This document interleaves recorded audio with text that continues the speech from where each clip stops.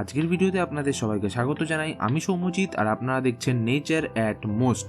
তো আজকের ভিডিওর টপিক যেমনটা আপনারা দেখতে পাচ্ছেন, মধু কামিনী বা টেবিল কামিনী বা যে কোনো কামিনী গাছ।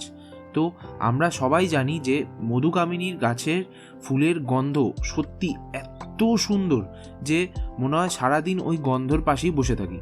তো এই গাছের আমরা আজকে সম্পূর্ণ পরিচর্যা জানবো, ওটাও আবার সবচেয়ে সহজ উপায়। তো চলুন বেশি দেরি না করে জেনে নিই আজকের আমাদের ফার্স্ট যেটা মোস্ট ইম্পর্টেন্ট পয়েন্ট, সেটা হলো এই গাছের পটিং মিক্স।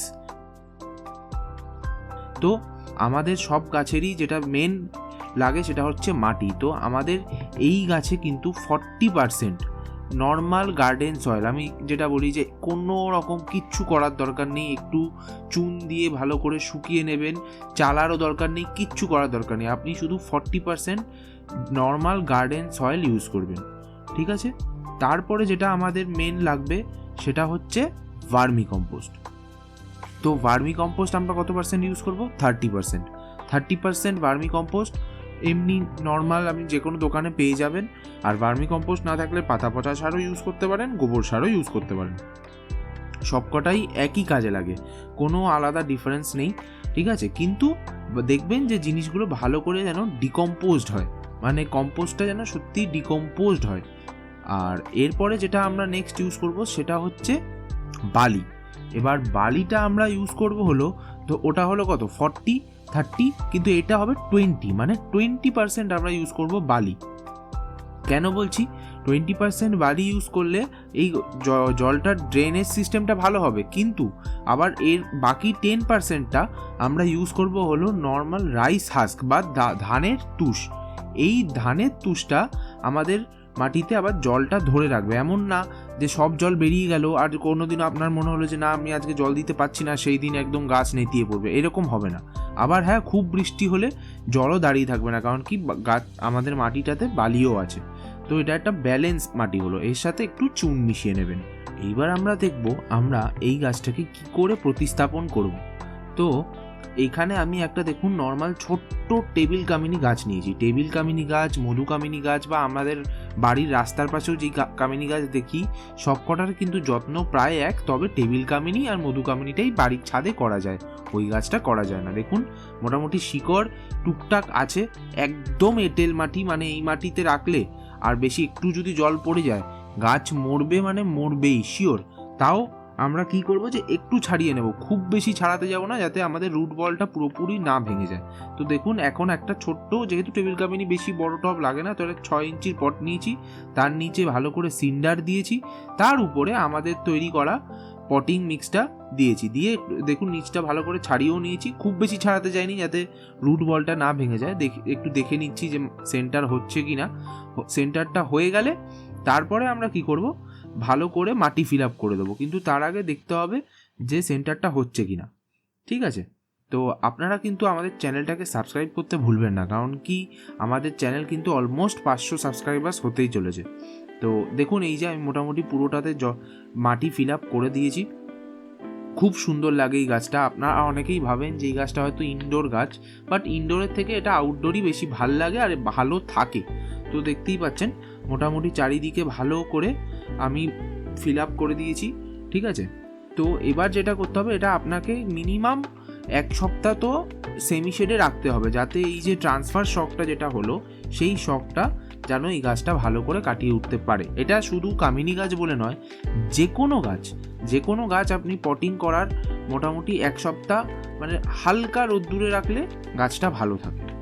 তো এবার আমরা জানবো হলো কামিনী গাছের মেন যেটা সানলাইট রিকোয়ারমেন্টস, এই বিষয়টাতেই আমরা সবাই গাছটাকে মেরে দিই, সানলাইট আর ওয়াটার।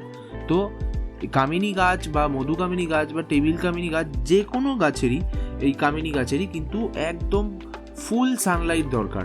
তার মধ্যে টেবিল কামিনীর একটু কম লাইট হলেও চলে, মানে বলবো না যে দরকার নেই, বাট চলে। কেন যে এই গাছটাতে অত তাড়াতাড়ি ফুল আসে না, আমি খুব কম টেবিল কামিনী গাছেই ফুল দেখেছি, ঠিক আছে। তো কিন্তু নর্মাল কামিনী গাছ বা মধু কামিনী গাছে কিন্তু দেখুন কত সুন্দর ফুল আসা, সেই ফুলের গন্ধও কিন্তু মানে কি বলবো মুগ্ধ করে দেওয়া। তো সেই ফুলটা পেতে কিন্তু আপনাকে একদম ফুল ডে সানলাইট ওই গাছটাকে দিতে হবে, কিছু করার নেই। আর এবার বলি জল। তো দেখুন, আমার যেই পটিং মিক্সটা আপনাকে রেডি করে দিয়েছি তাতে আপনি রোজ জল দিলে কোনো সমস্যা হবে না, শুধু বর্ষাকালটা অ্যাভয়েড করবেন। আর একদম শীতকাল যখন দেখবেন যে মাটি একদমই শুকাচ্ছে না একদিনে, তখন একদিন বাদ দিয়ে একদিন জল দিলেও দিতে পারেন। তবে আমার কিন্তু একদিন বাদ দিয়ে একদিন দিলে হয় না, রোজই দিতে হয় শীতকালে। তো এবার আমরা জানবো হলো এই গাছের ফার্টিলাইজার। তো যেটা বলছিলাম যে টেবিল কামিনী গাছের কিন্তু কম ফার্টিলাইজার লাগে, কারণ কি এর গ্রোথ খুব স্লো, মানে অনেক দিন ধরে লাগে একে একটা প্রপার শেপে আনতে। কিন্তু এই মধুকামিনী গাছের কিন্তু গ্রোথ বেশ ফাস্ট। তো আপনারা মধুকামিনী গাছকে কিন্তু বেশ ঘন ঘন ফার্টিলাইজ করবেন। ফার্টিলাইজারটা আপনি ইউজ করতে পারেন শীতকালে সর্ষের খোলের জল দিতে পারেন, গরমকালে বাদাম খোলের জল দিতে পারেন প্রত্যেক 15 দিন অন্তর। আর এবার দিয়ে 19 স্প্রে করতে পারেন 15 দিন অন্তর। আর মিক্সার দিতে পারেন চাপান ছাড়ের মতন করে, সেটা হলো মাসে একবার। এইগুলো মধুকামিনীতে করতে পারেন। আর ধরুন টেবিল কামিনীতে এর ডবল, মানে কি বলবো, যদি 15 দিনে একদিন মধুকামিনীতে দেন, তাহলে 30 দিনে একদিন দেবেন হলো টেবিল কামিনীতে। এইভাবে মিলিয়ে গুলিয়ে আপনাকে বুঝে নিতে হবে, ঠিক আছে, কারণ কি ওর বেশি রিকোয়ারমেন্ট নেই। তো এবার আমরা জানবো হলো এই গাছের পেস্ট বা ডিজিজ কন্ট্রোলের ব্যাপারে। তো এই গাছের আমার কোনো এক্সপিরিয়েন্স নেই যে এই গাছে কখনো কোনো পোকামাকড় লেগেছে, কারণ দেখুন আমি কিন্তু একটা রুটিন ফলো করি। সেই রুটিনে আমি আমার মোটামুটি ফলের গাছ বাদ দিয়ে যে সব গাছেই কিন্তু ফলো করি, ঠিক আছে। তো সেই রুটিনটা কি, যে প্রত্যেক 15 দিনে একদিন আমি একটা পেস্টিসাইড দিই, সেটা কাকা হতে পারে, কাটাপ্পা হতে পারে, বা সুপার সোনাটা হতে পারে। তার 15 দিনের একদিন আমি পেস্টিসাইড দিই, যেমন সেরকমই ফাঙ্গিসাইডও দিই। তো পেস্টিসাইড 15 দিনে একবার, ফাঙ্গিসাইড 15 দিনে একবার, মাইক্রোনিউট্রিয়েন্টসও দিই 15 দিনে একবার। আর 15 দিনে একবার দিই চুন বা হিউমিক অ্যাসিডের জল। এইটা হলো প্রত্যেক সপ্তাহে একবার করে কিছু না কিছু দিই, ঠিক আছে। তো এইবার মধুকামিনীকে নিয়ে যেটা আমাদের বলার, যে আপনারা টেবিল কামিনী নিয়ে, যে আপনারা চাইলে কিন্তু এটাকে ঘরে রাখতে পারেন, তবে আপনাকে প্রত্যেক দিন একে কিন্তু প্রপার সানলাইট দিতে হবে সকালবেলাটা, না দিলে কিন্তু এর গ্রোথ হবে না, আর আস্তে আস্তে নিচে ফাঙ্গাস লেগে গাছটা মরে যাবে। আর এই যে এত যত্ন আপনাকে বললাম, সেই যত্নগুলো আপনারা সেম বেল গাছেও করতে পারেন, জুঁই ফুল গাছেও করতে পারেন, মানে যে কোনো এরকম সাদা ফুল গাছে আপনারা করতে পারেন, কোনো অসুবিধা নেই। তো এই ছিল আজকের ভিডিও। ভালো লাগলে সাবস্ক্রাইব করবেন, শেয়ার করবেন। আবার দেখা হচ্ছে, টাটা।